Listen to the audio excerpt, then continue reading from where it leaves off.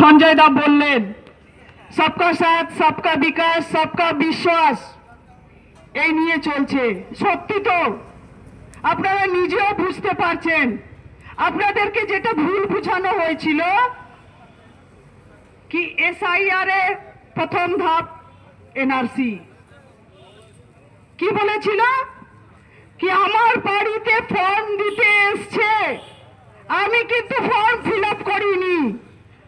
আমাদের দিদিমণি বলেছেন, চিফ মিনিস্টার মমতা ব্যানার্জি, তিনি বললেন কি আমার বাড়িতে ফর্ম এসছে, আমি ফর্ম ফিল আপ করিনি, আপনারাও করবেন না। কিন্তু উনি সবার আগে ফর্ম ফিল আপ করে জমা দিয়েছেন। এই এসআইআর এর মানে আপনারা সবাই জানেন, এটা ছেকে নেওয়া, ছাকনি দিয়ে ছেকে নেওয়া কি কতটা মৃত ভোটার আছে, কজন বাইরে থেকে এসছে, এটা দেখে নেওয়া। এটা আপনাদেরকে ভুল বোঝানো হয়েছিল কি এসআইআর হলো এনআরসির প্রথম ধাপ, আপনাদেরকে বাড়ি থেকে তাড়িয়ে দেবে, আপনাদেরকে বার করে দেবে, আপনাদের জমি জায়গা নিয়ে নেবে। দেখান তো উত্তরপ্রদেশে কি হয়েছে, এটা দেখান। যখনই এই কথা বলতে আসবে আপনারা বলবেন তথ্য নিয়ে কথা বলুন। আমি বিনীতা রায় দাঁড়িয়ে বলছি, একটাও দেখান আমি আপনাদেরকে নিয়ে যাব উত্তরপ্রদেশ।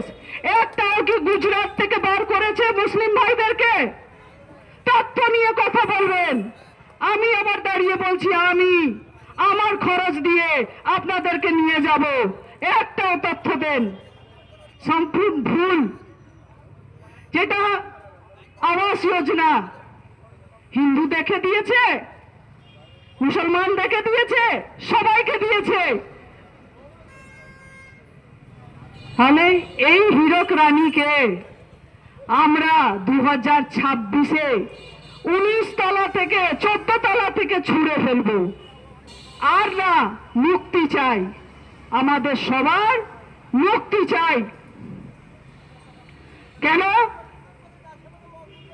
বলছেন দীঘাতে জগন্নাথ মন্দির করেছি?